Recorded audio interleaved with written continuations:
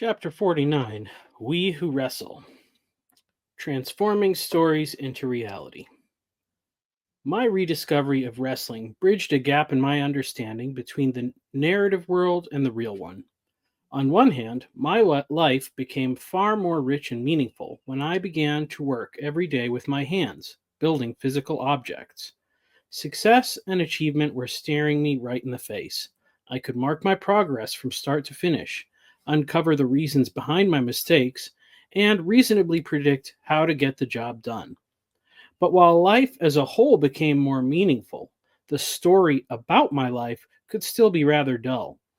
The next task, the next meal, or my plans for the evening were not enough to stir my imagination, so I would always listen to stories or conversations. Listening to the Making It podcast with Jimmy DiResta, David Picciuto, and Bob Claggett had a vibe that gelled with my workday. They would talk about creating things and the problems they encountered in designing and executing their projects, and I would listen while doing basically the same thing. But if I decided instead to listen to a fantasy audiobook while I worked, I discovered a slight disconnect. Certain tasks like sharpening and using hand planes and chisels inspired the deeper experience of listening I had while walking through the woods, while designing signs and shelves on the computer reduced my experience with the story to a background entertainment. The more the actions of my hands and my body gelled with the vibe of what I listened to, the more my mind would take in the details of the story.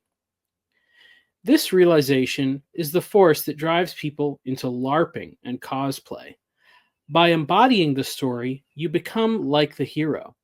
But to orient your life around stories made for entertainment is to put the cart before the horse. Instead, we need to find and create the narrative that brings meaning to our lives in the fullest sense. Our imagination must be rooted somewhere in the now, or the near future, or the possible, something that makes the prospect of stepping into the tale not only possible, but obvious. The masculine spirit longs to build, to explore, to test its strength, and to win the respect and admiration of those around us. But the modern world shades and subverts and warps those longings to embody an archetype into something very different from the stories we learned in childhood. Modern military life is very different from being a knight. Becoming an entrepreneur is not the same as exploring the wilderness. And athletics has become something left to the experts, rather than a common means to test your strength and skill. Wrestling inhabits a place that is full embodiment and full story. It modernizes the archetypes. The faces are heroes and the villains are heels. The managers can be encouraging mentors or tricksters and fools. The female valet can be a damsel in distress or a backstabbing Jezebel. The wild man or the stranger can still emerge from parts unknown, while the businessman and the tax collector settle their score in a contest of strength. It's a wild world to watch, but it also beckons us to embody the archetype and join in the fun. Martial arts. My vision for Tectonic School focused on construction trades, specifically for the integration of physical activity into the experience of working and learning. But depending on the tasks at hand, a job on the construction site may not exhaust the physical energy of a young man. That reserve of energy should be put to good use in another way. If someone already has an athletic hobby, like playing basketball or soccer, that can certainly provide healthy opportunities to blow off steam, socialize, and get some more exercise. If someone does not have a passion for such an activity, or if their fitness goals are more specific or different, like gaining strength or losing weight, then traditional gym workouts can certainly help. But there is another option that integrates discipline, problem solving, and socialization into the equation, one that most young men find exciting: martial arts. In a large urban environment, there are a myriad of disciplines available to study. In a smaller town, choices may be more limited, but there is almost always something available, whether it's taekwondo, karate, jiu-jitsu, or boxing. Any of these disciplines can appeal to the desire to excel in a semi-competitive environment. However, if choice is available, I would suggest something more uncommon as an excellent choice. Because integration is the goal, the discipline that combines the most useful skills for real life may be professional wrestling. While the person reading may be tempted to think that I'm suggesting that people learn the related sport of Olympic style Greco Roman wrestling, I am in fact advocating that people study and learn the style of sports entertainment, wrestling made famous on television. The most common criticism that someone may level against this would be, isn't it fake? The answer to this is both yes and no.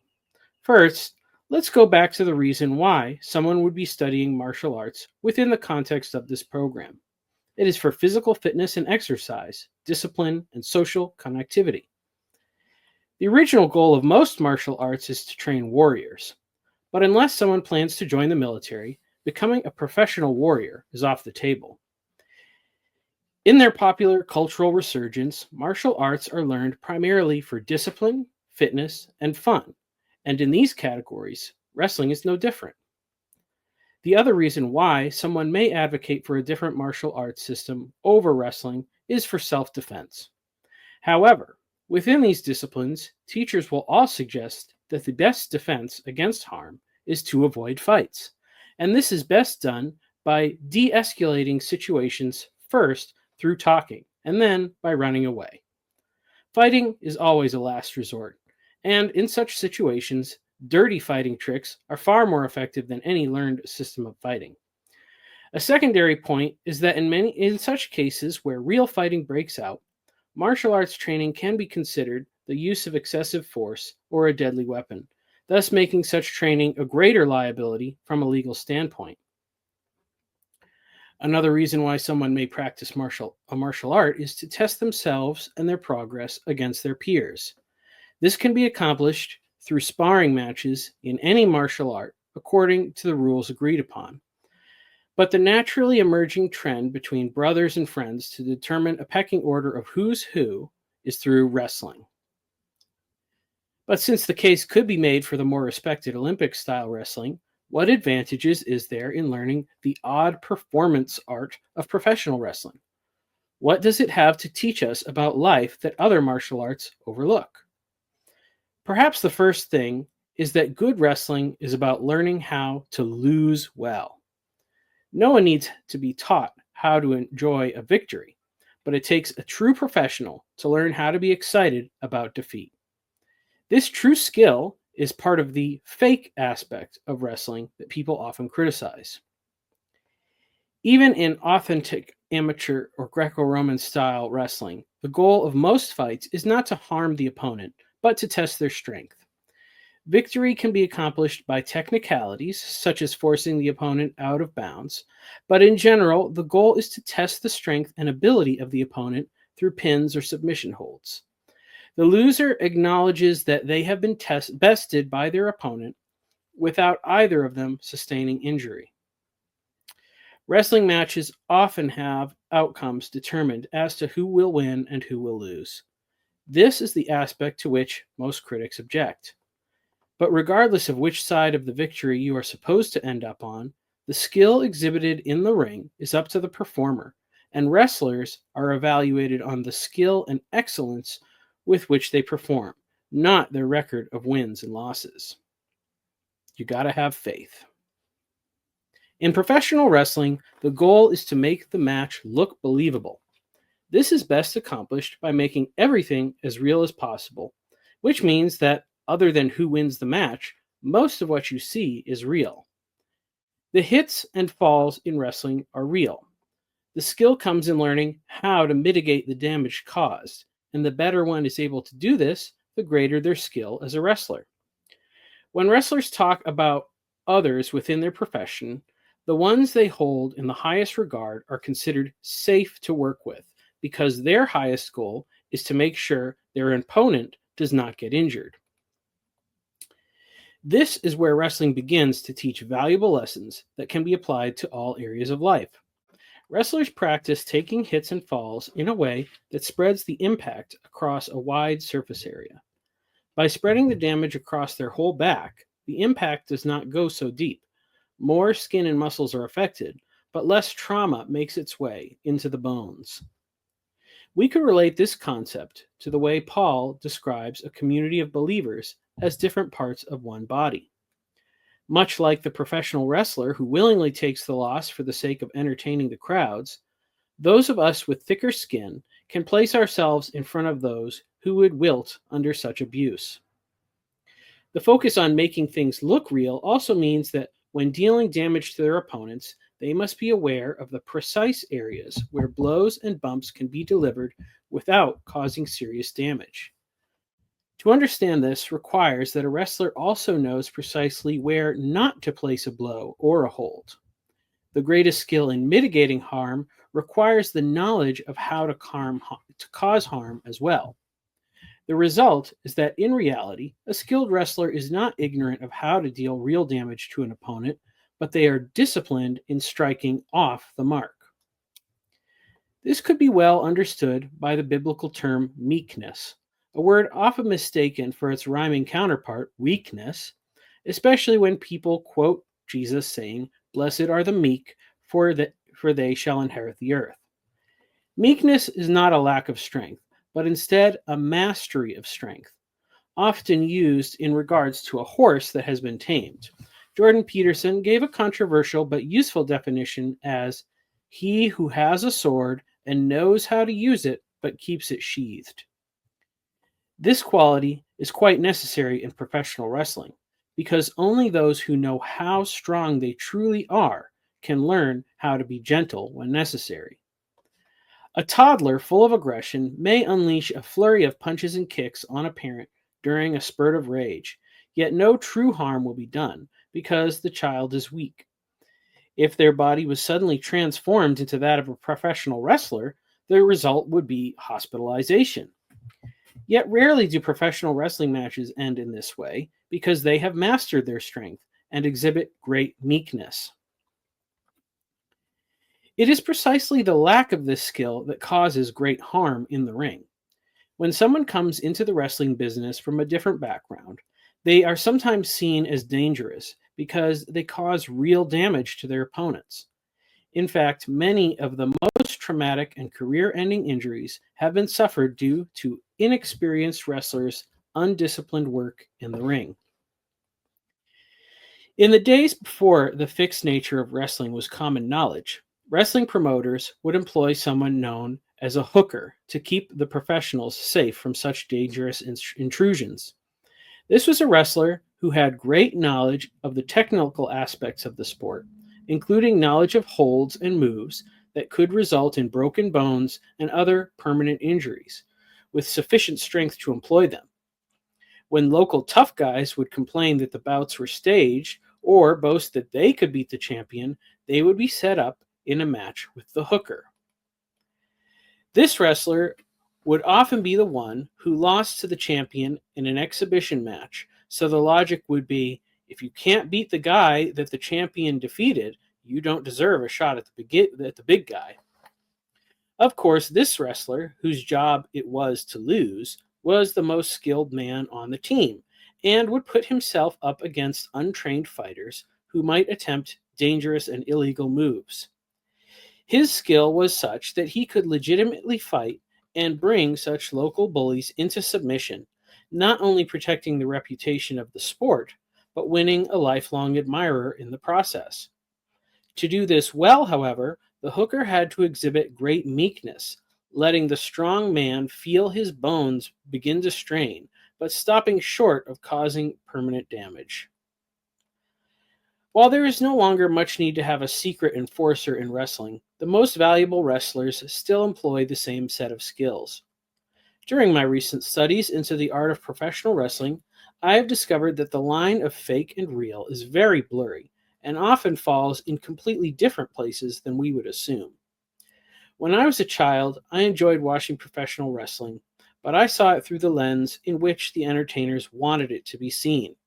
Looking back over the now finished careers of those wrestlers from my youth, it was fascinating to hear the perspectives of the insiders who had to work with them day in and day out. At 10 years old in 1994, I would have told you that the greatest wrestlers alive were Hulk Hogan and the Ultimate Warrior.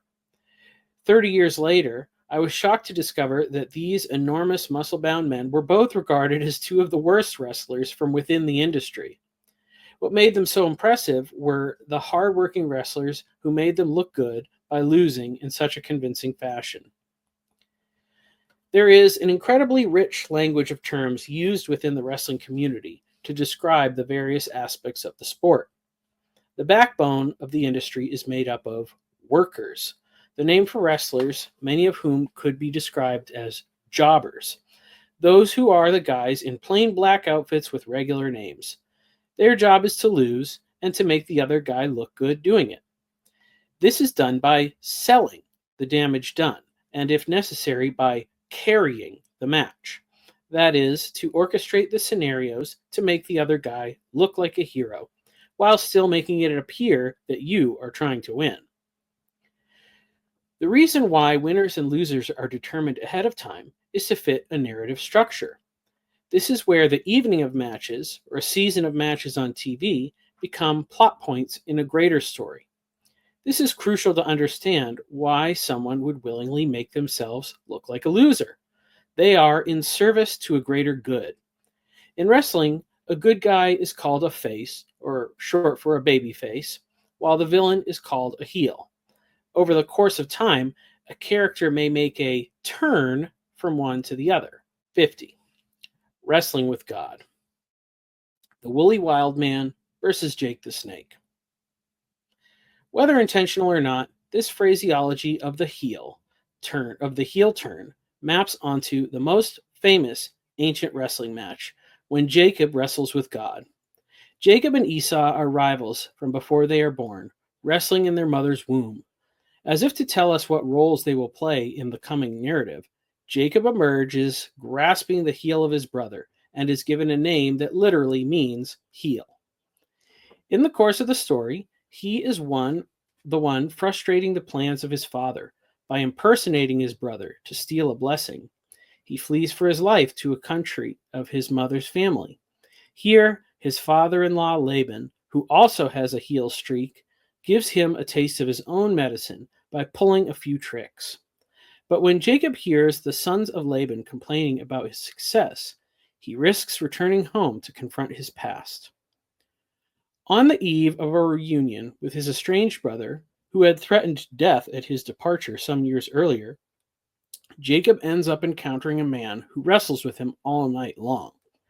Despite the many hours of struggle, Jacob is not overcome by the other man. Yet, at the break of dawn, the other wrestler plays a dirty trick, somehow wrenching Jacob's hip from the socket with a touch. It's a heel move, the kind of thing Jacob was known for.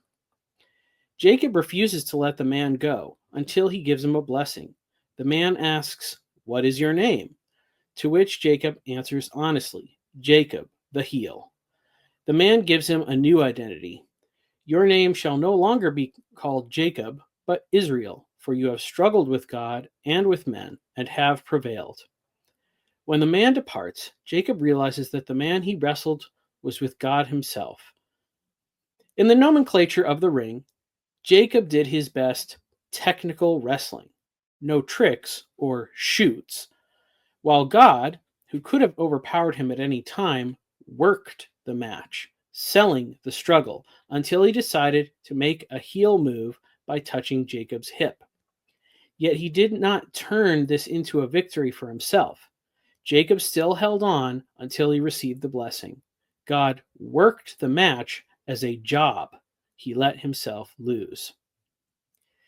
The carpenter who built the ring. There's a term for the kind of wrestler who works so selflessly. Carpenter. A term for a wrestler whose purpose is to use their in-ring abilities to make their opponents look as good and strong as possible. This is different from an enhancement talent in that a wrestler is used as a carpenter because they are recognized as having great in-ring abilities and experience. Often, but not always, a carpenter is an older, more experienced wrestler tasked with making less experienced wrestlers, often the beginning stages of receiving a push, look like a credible threat going into their next program. In modern times, a carpenter is also used when a company is preparing to present a recent signee who may not be familiar to the audience in an effort to help the wrestler best showcase their abilities. Because of their skill and role in building up talent, carpenters are regarded with a great deal of respect. From Wikipedia's Glossary of Professional Wrestling Terms. Jacob wrestles with a carpenter, a tekton, and when he departs, he understands that this was not a mere man, but God incarnate. Theologians have long recognized this story as an instance of theophany. Looking back from the vantage of an empty tomb, we can recognize that this God-man is none other than Jesus himself, the carpenter from Galilee. This story challenges many of our cultural assumptions about God and his plans for us, but in this greater context, it's plain to see the consistent character of the God who lays down his life for us, letting himself be pinned to the mat. To fast forward to the Gospels, we see Jesus continuously working in this carpenter role as he trains up his disciples, not only in his patience with their ignorance and foolishness, but by letting them in on his secret plans. Jesus speaks in parables, obscuring the obvious meaning of his message, but revealing the explanation to his disciples. He routinely tells people not to spread word of his miracles after healing the sick and casting out demons. By observing what and to whom he reveals different plans and actions, we discover a purposeful crafting of the perception of those around him. Who's kayfabe? This behavior is best explained through another wrestling term, one which gives us an extremely insightful understanding of not only the life of Jesus, but the whole biblical narrative. This is the concept of kayfabe. The portrayal of stage events within the industry as real or true, specifically the portrayal of competition, rivalries, and relationships between participants as being genuine and not staged. The term kayfabe has evolved to also become a code word of sorts for maintaining this reality within the direct or indirect presence of the general public. Kayfabe is the heart that makes professional wrestling tick. It's a big part of what is criticized, but this reveals a misunderstanding. Unlike the characters in a movie or play, kayfabe projects the peoples and personalities of wrestling beyond the stage and the screen. As an example, Terry Bollea has an impressive Hollywood resume, appearing in over a dozen movies and over 20 television series, often in the leading role.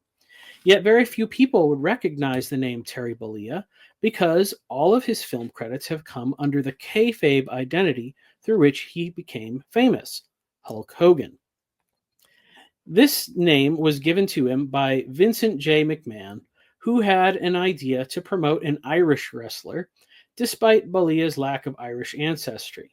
If things had not worked out, Bollea could have been repackaged in another guise, as was often the case for wrestlers with bad gimmicks.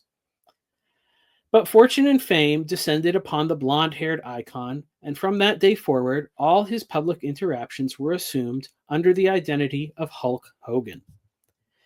These assumed identities became living garments to these performers.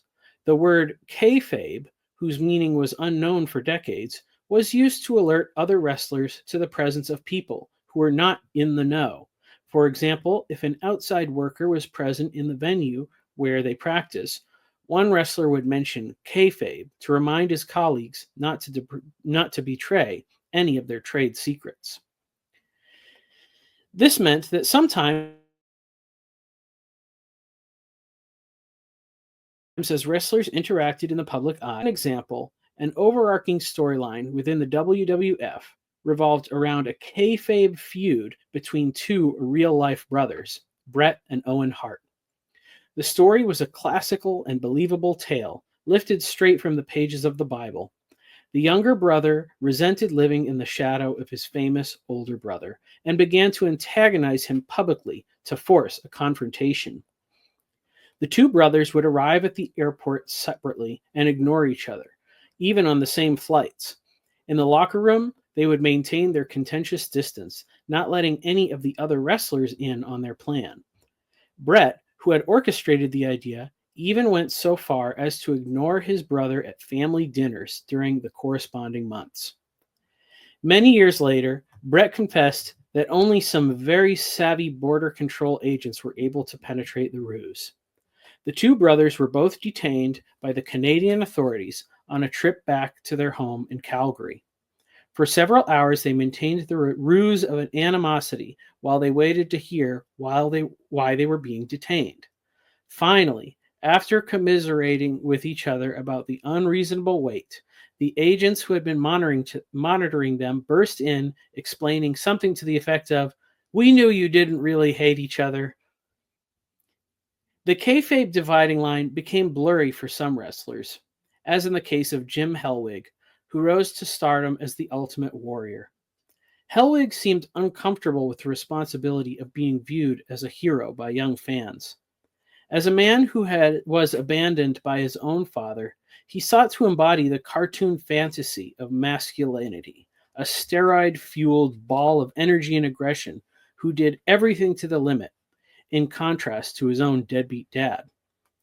Yet when confronted with the reality of meeting a Make-A-Wish child dying of cancer, he shied away from the responsibility, instead deciding to chat with other wrestlers he normally ignored in the locker room. In another incident, a rude snap towards a young fan in the airport resulted in a tortured apology video, a testament to the lengths which the company went to protect the image of its stars, while at the same time revealing the inadequacy of muscles to make a role model. Hellwig's career as a wrestler was not ultimate, but ultimately disappointing. His inability to cope with his identity resulted in him legally changing his name to the singular Warrior, which became the surname of his wife and children. Though he finally came to terms with many of his past mistakes, he would not live long enough to enjoy it, dying at just 54, just a few days after being honored and reunited with his wrestling colleagues. The creation of a larger-than-life persona has strange effects on different wrestlers. Masks and makeup that obscured the wrestler's identity offered more freedom in their private lives to separate fact from fiction and protect their families. On the other hand, young babyfaces wrestling under their real names often have a difficult adjustment time maintaining the distinction between the ring and reality. Shawn Michaels struggled to separate a kayfabe heel turn from his personal life, as his bad boy character spilled out of the ring and into the locker room, the bar, and the hotel rooms of his kayfabe rivals' real-life girlfriends. When an injury put the brakes on his wrestling career, the kayfabe characteristics of Shawn Michaels, the Heartbreak Kid, had somehow attached themselves to Michael Shawn Hickenbottom, the private individual. A 2-year-old prophet spouting the words, "Daddy's tired," brought him to the realization that he was in a wrestling match with substance abuse, and he had been pinned to the mat. When he decided to let Jesus tap in, his wrestling career made a comeback, and the Heartbreak Kid made a slightly cringy babyface turn as a holy warrior. This story exemplifies how kayfabe works best not as deception, but as amplification. The most loved and hated characters are built on something real, with certain elements of the personality turned up to 11. To return to the story of Jesus, we can contrast the carpenter from Galilee with his counterparts in Rome. The Caesars were promoted as divinized humanity. The comet streaking across the sky at the death of Julius Caesar represented his rocket ride to godhood, a pyrotechnic spectacle that cemented the Roman brand as the biggest name in political spectacle. The cult of Caesar worship then became the unifying glue that held the empire together. Much like modern professional wrestling, everyone knew it was fake, except for some tiny minority, but neither the government nor the populace cared. because they knew that peace and prosperity teetered on the agreement to live as if the story were true. Kayfabe. When power is balanced on this fine edge of perception, those who wear the crown or the belt in wrestling parlance realize that their position is always dependent on the whole system continuing to make things work. When an emperor's true belief in their divine right of rule became more of a liability than an asset to the peace and prosperity of Rome, his Praetorian Guard would sometimes take it upon themselves to remove him of his crown, often with the head still in it. This reveals one of the most important elements to preserving a kayfabe storyline, knowing who will work with the plan and who will go off script.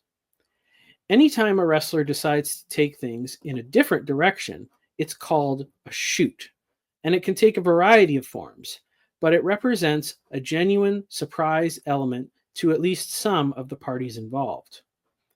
A worked shoot is planned by the producer of a match, but it might only be revealed to the offending party. This could mean the boss telling one wrestler to do something sneaky or underhanded without letting the victim in on the plan, to elicit a genuine reaction.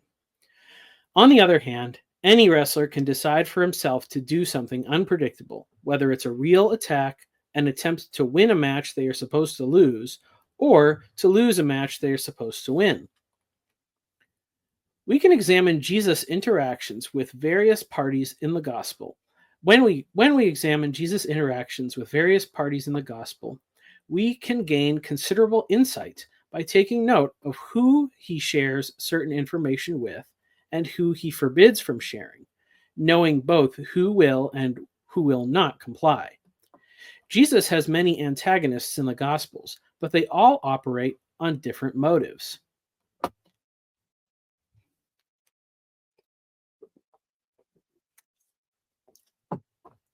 Consider the debut. Excuse me. Consider the debut of a new wrestler. A new and natural talent may be slated for stardom right from the start, but no one has their first match against the reigning champ when they first land on the scene. The stage must be set for proper confrontation. If we think about the beginning of Jesus' ministry in similar terms, he avoids drawing too much attention to himself early on, first winning the support of the common people. The power in the land resided with the Romans, the epitome of the evil empire, a symbol of corrupt institutional authority. They had allowed the day-to-day operations to remain under the administration of the local Jewish institutions. King Herod, the priests and Levites, the Sanhedrin, the Sadducees, and the Pharisees.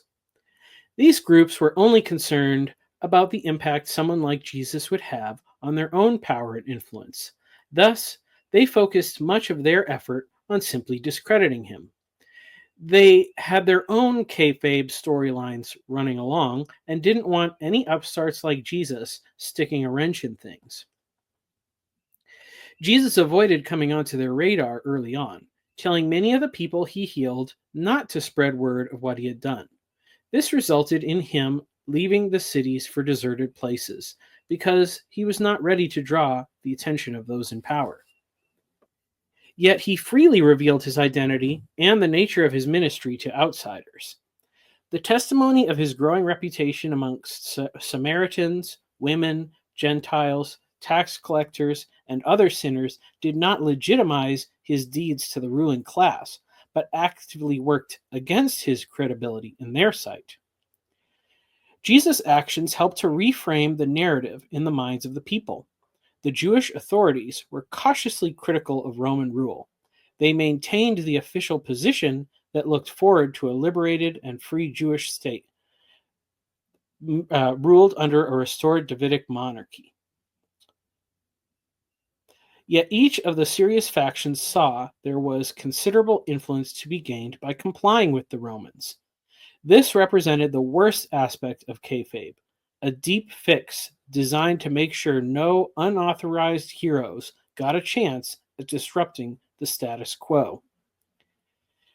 They tried to push a narrative that would allow them to bring forth their own babyface hero to challenge the Roman heels. What Jesus exposed was that they were all on the same team. They thought of themselves as the faces and the common people as the heels.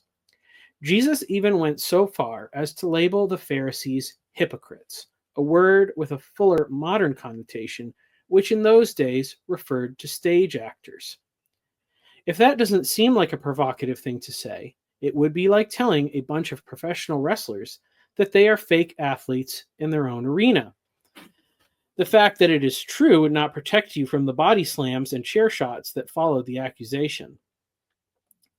No matter how exciting a program is or how well the script fits together, if the audience hates your heroes, they will refuse to come to the show. There is no crown for winning a contest that no one ever sees. The same goes for political power. When a populace refuses to believe in the story that gives the state its authority, the power disappears. Jesus used this leverage to expose the leaders of his day when they tried to question his right to teach and do miracles. When he entered the temple, the chief priests and the elders of the people came up to him as he was teaching and said, "By what authority are you doing these things? And who gave you this authority?" Jesus answered them, "I also will ask you one question, and if you tell me the answer, then I will also tell you by what authority I do these things. The baptism of John, from where did it come? From heaven or from man?" And they discussed it among themselves, saying, "If we say from heaven, he will say to us, 'Why then did you not believe him?'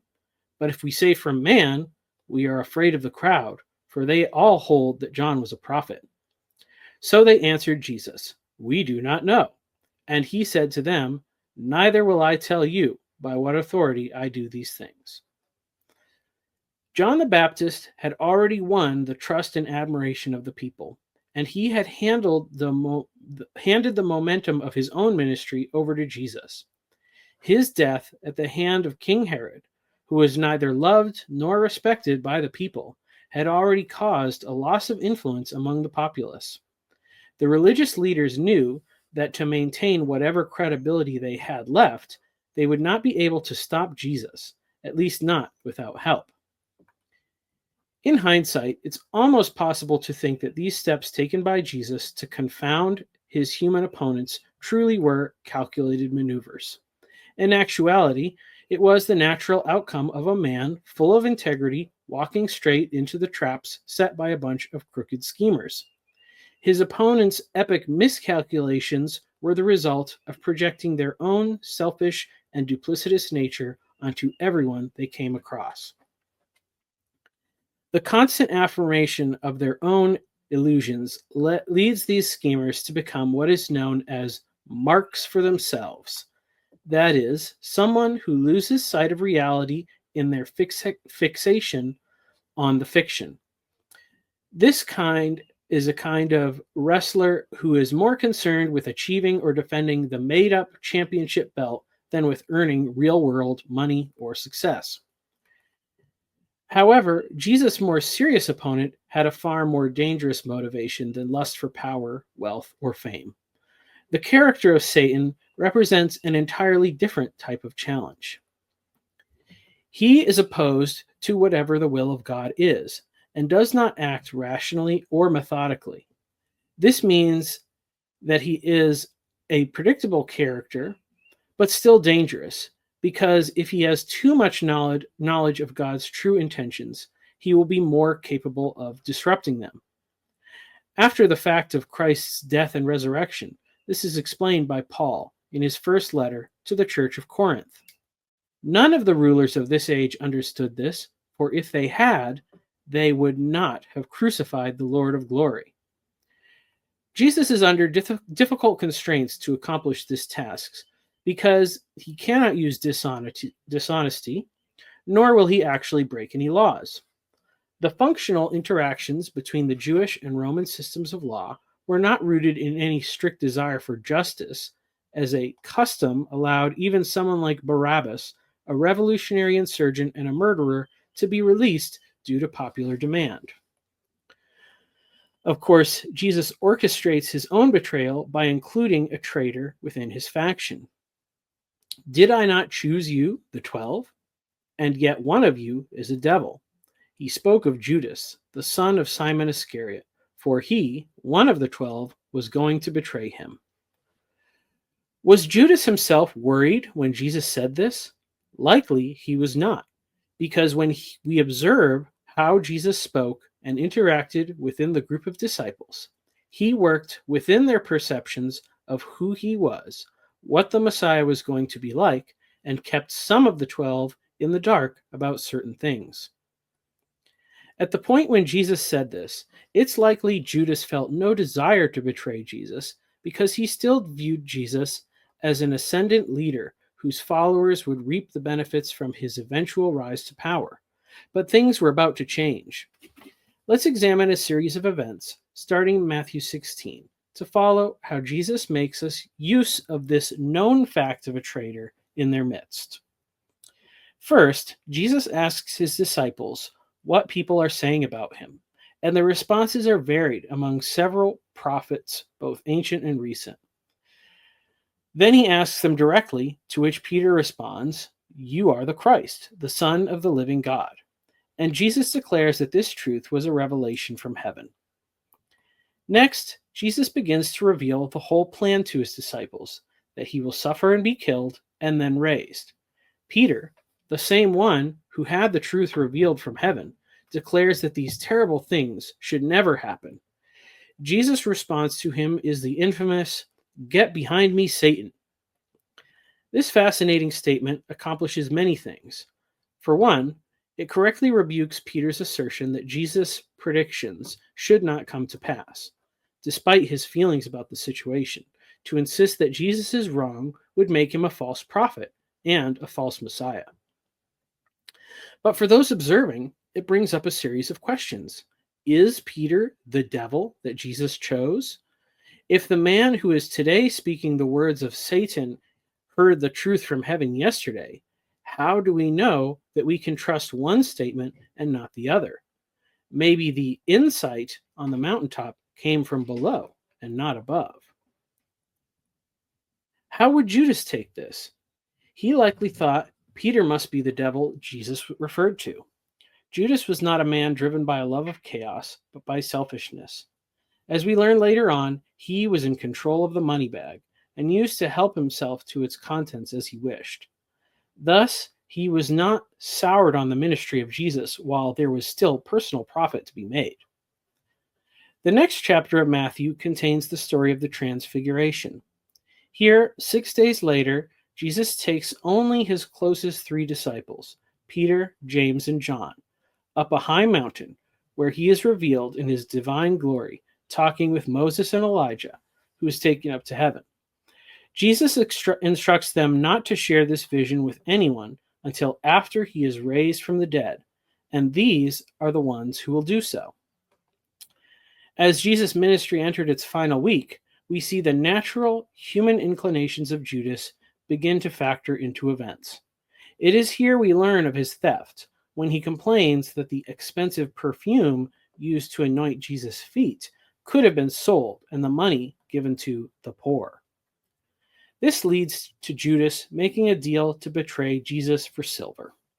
The details of this story vary from gospel to gospel, but it seems that Judas decided to find out how much the chief priests would pay through his own volition, while the decision to accept the offer may have come through Satan's influence. By the end of this story, Satan and Judas are inhabiting the same body, an arrangement Judas was open to because his own attitude had become aligned with that of the accuser. Of course, no one knows what they are getting into when they make a deal with the devil, and Judas is no exception. His later regrets ultimately lead him to suicide, presumably after being abandoned by the deceiver.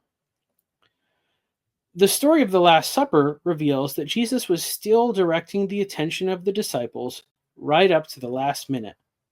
Who and what he wants each of them to know is based on his understanding of how they will each react.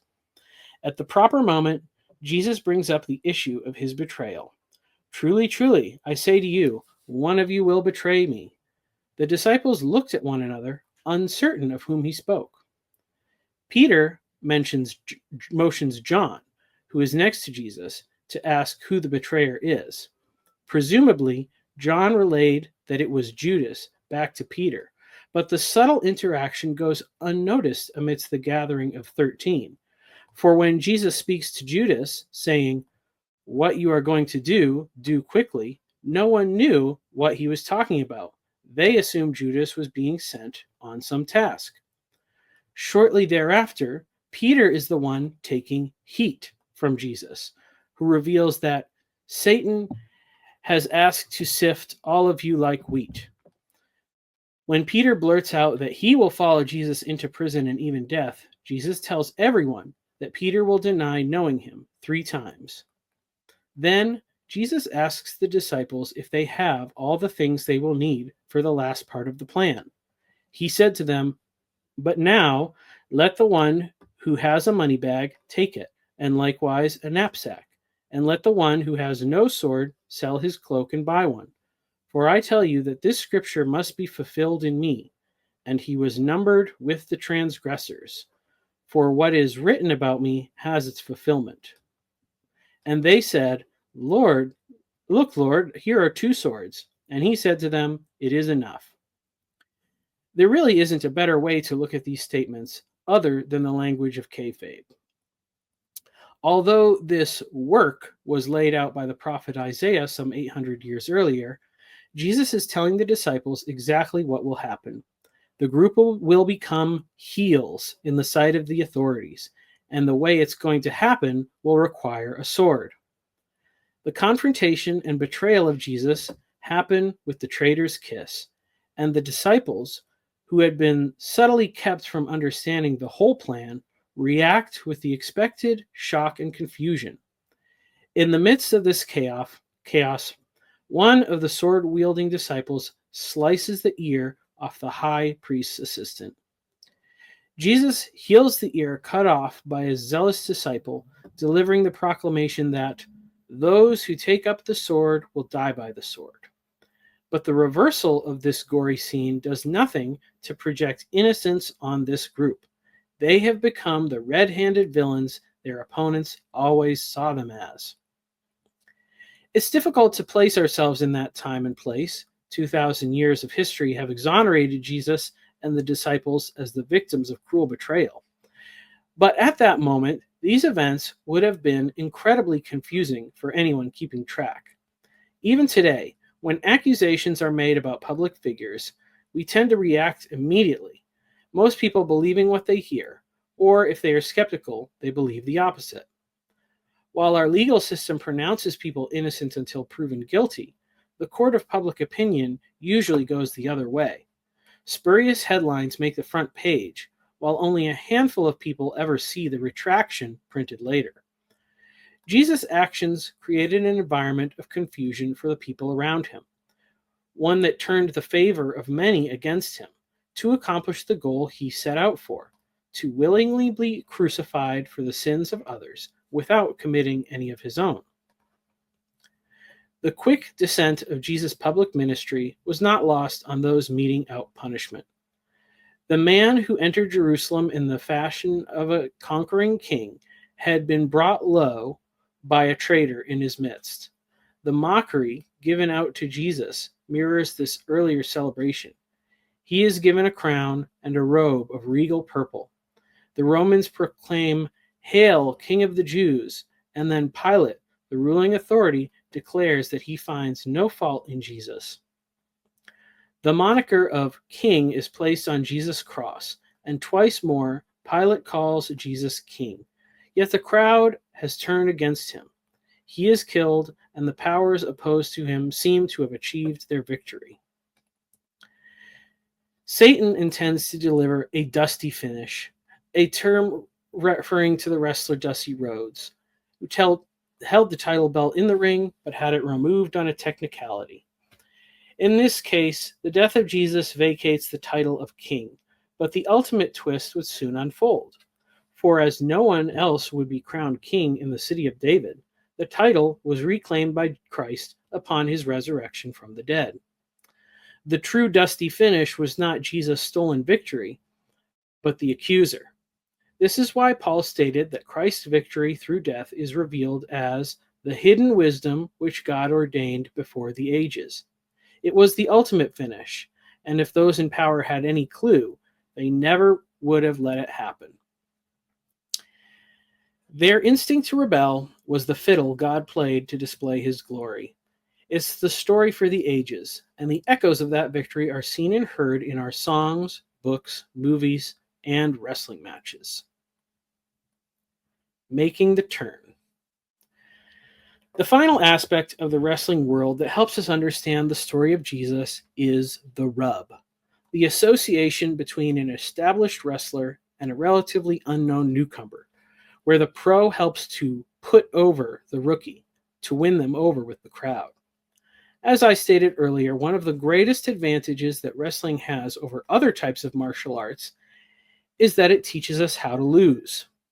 Learning how to lose well is the greatest skill a wrestler can acquire, and it's the skill that Jesus embodies better than anyone else.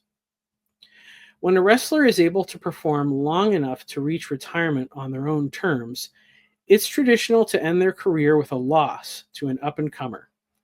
This act of putting over the young talent by surrendering the title or acknowledging defeat provides an incredible image of the type of generational legacy builder that should be the hallmark of God's kingdom.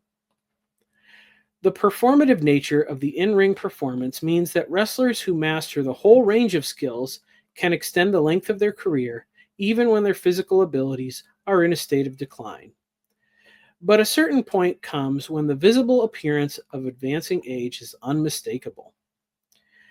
To continue trying to project the image of masculine strength with the body of a grandfather becomes foolish. The wisest wrestlers know to move on when they still have something left to surrender. When the strength of the champ is just starting to wane, but his skill and wisdom favors him over the rising star. Perhaps with his full effort and the tricks of the trade, the champ could stay on top for a few more years. But instead of using everything he has to hold on, he uses his skills to make the young man look better. He sells his bumps, making the less experienced wrestler look more powerful and effective. He disguises any mistakes that the newcomer makes, turning missteps into creative opportunities. In the process, he is teaching the future champ how to continue the tradition. This fictional interplay of being bested in battle prepares the wrestler for the real-life process of investing in the future. The lasting strength of any legacy comes from finding the right balance of outward growth and inward investment. A tree grows leaves so that it might gather more energy from the sun. Some trees shoot up rapidly in a single season, but if it spends all the energy it collects on producing new foliage, it will not be able to weather the cold. When we see the leaves falling off the trees in wintertime, it's like a season of death. The forest becomes elderly, skinny, and bald. But the trees that will survive the winter have been conserving some of their energy to invest in their roots. The deeper those roots go, the stronger the tree will become, and the longer it will survive and thrive. The seasons of our lives operate in much the same way. Sometimes we have to make difficult choices, turning down some opportunities that would help us now to be home to invest in the lives of our children. Other times might require spending time away from those we love in the short term, using the strength of our youth to create opportunities that will allow for more focused investment when our strength begins to fade. This lesson is one that our culture desperately needs to rediscover for the sake of our children. Many people within my own generation, the millennials, are expressing frustration with the leaders of our parents' generation, the baby boomers, who have held on to the reins of institutional power for a very long time.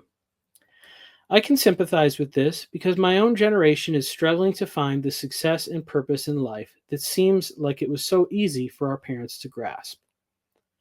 On the other side of this equation, the baby boomers have expressed frustration in their children's failure to launch. Rather than putting the blame on others, we should seek to understand the limitations and blind spots of our parents' upbringing, while seeking out responsibility where we see a need arise. The fierce meritocracy of the wrestling ring shows us a way to succeed. No one is owed fame, fortune, or a chance at the title. Hard work done well is rewarded, and those who succeed are often the ones who make the most of every single opportunity given to them, no matter how small or how silly. Wrestling has a long legacy as a family business, with many wrestlers becoming managers and promoters when their physical abilities decline. They impart the wisdom gained through hard earned lessons to their children to help them succeed. But there is nothing a father can do for his son once he steps into the ring. It's up to each wrestler to win over the crowd on their own. Two contrasting stories of legacy wrestlers emphasize the wisdom of taking responsibility for yourself and the dangers of letting unmet expectations weigh you down. The first story is that of Dustin Rhodes, the son of the famous wrestler Dusty, the American Dream Rhodes, the one robbed of his opportunity to be the champion in the infamous Dusty finish. Dustin had been struggling to break through to the big time in the earlier parts of his career when he received an offer to join Vince McMahon's WWF.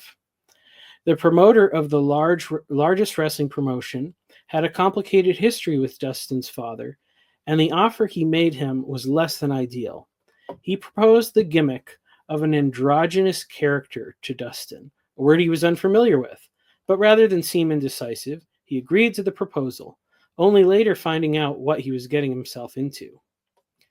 The character of Goldust was likely meant to embarrass both Dustin and his father, an effeminate and confusing gimmick that had little chance of succeeding. Yet Dustin was determined to make the best of his opportunity, recognizing that he may never receive another chance to perform in the main event.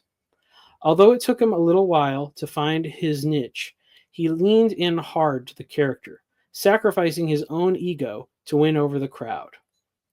The result was a long and successful career as a complex character that changed over time, but always provided entertainment and a strong audience reaction.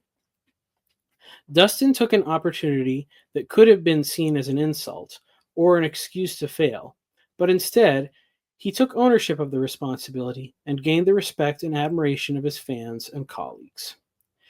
In contrast, the story of Bret Hart highlights the dangers of placing your hope in the expectation of others to do what is right. Bret Hart's whole life was immersed in the world of wrestling. The son of a wrestling promoter in Canada, he started working in the business at 5 years old, selling programs at his father's matches. He wrestled his whole career under a minimally amplified character of his true self as Bret the Hitman Hart.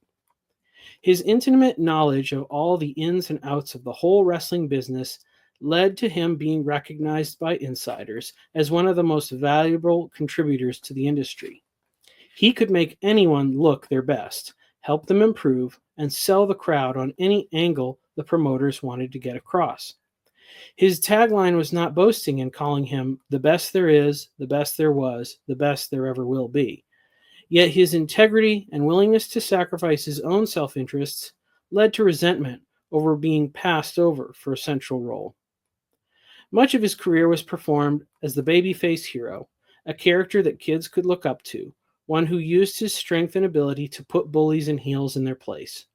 Yet his good guy persona led to only brief runs when he held the title of champion. As a team player, he was often asked to drop the title to wrestlers of lesser talent, ones with cheap gimmicks that would help sell tickets to the more casual fans.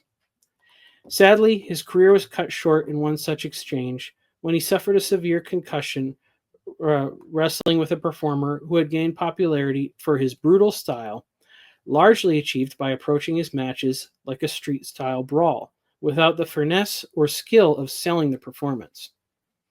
With his injury undiagnosed, Bret Hart continued to wrestle for several more days before getting help, compounding the trauma of the initial injury and ending his career. Bret Hart carried his resentment of those many slights and offenses around for years. He was bitter toward his fellow wrestlers, the promoters, and the fans, who would continually bring up the most disappointing aspects of his career. It took a long time for him to learn how to move on. It was just like a constant downer in my life. It changed me in a lot of ways, made me a bit of an angry man and bitter about what happened. And it was kind of like carrying around a big bag of rocks. You pick it up every day and you put it over your shoulder and you're carrying it around. And the best way to put it to bed was to drop the rocks, drop the whole bag, and make peace. The important lesson here is that we all get stuck with the unfortunate consequences of other people's choices. What we can control is how we respond to those events. We can gripe about the unfair circumstances between our parents' generation and our own. But even if we are right, it only gives us an excuse to feel sorry for ourselves. To make things better, we have to pick up the broken pieces, clear out the rubble, and start rebuilding. Finishing the story. Returning to the life of Christ, we can see that he faced the unfortunate circumstance of his life to produce a maximum return on investment in the lives of others. Although we detailed the ways in which he orchestrated the events surrounding his own death, his intention to suffer on our behalf does not diminish the extreme circumstance of his experience. Yet the overwhelming response to what he accomplished in that display of suffering was awe and wonder. Peter, whom Jesus had been preparing for the role of hated heel, did not consider himself worthy to be killed in the same manner as Jesus, and so was crucified upside down instead. Something about the way in which Jesus faced the brutality of the cross had a profound impact on those who saw it. The Roman centurion, who had likely witnessed the death of countless other men, saw something in the way that Jesus suffered that made him declare, "Truly, this man was the Son of God," and that he was a man who had committed no wrongs. Where did Jesus learn to face suffering and death in such a transformational way? While it's not explicit in the Gospels, I think we can make an educated guess. Joseph, the earthly father of Jesus, is present in the early narratives of Jesus' life, but we do not hear of him after Jesus' adolescent journey to the temple in Jerusalem. When we encounter Mary again during the ministry of Jesus, she is alone, indicating that Joseph has passed away sometime earlier. While we do not have the details of his passing, we do know that God placed Jesus in the household of Joseph and entrusted him with the task of raising the Messiah of Israel. This craftsman did not have expertise in the art of statecraft or the priesthood, but he had the essential elements needed to raise up the Son of God, who would give his life as a ransom for many. Joseph's most important quality was seen in his response to the call given to him to take Mary as wife and to raise this child. He was someone who knew how to face responsibility head on. Whatever the circumstances, Joseph modeled the path that Jesus would take. Just as Jesus learned how to do the things that Joseph did with his hands, how to work, to be a man, to be a part of a family, whatever he witnessed at the end of Joseph's life would have had an impact on him. Whether it was peaceful or violent, the man who would willingly accept the responsibility of raising his king and savior without protest or fanfare would have faced death in a similar way.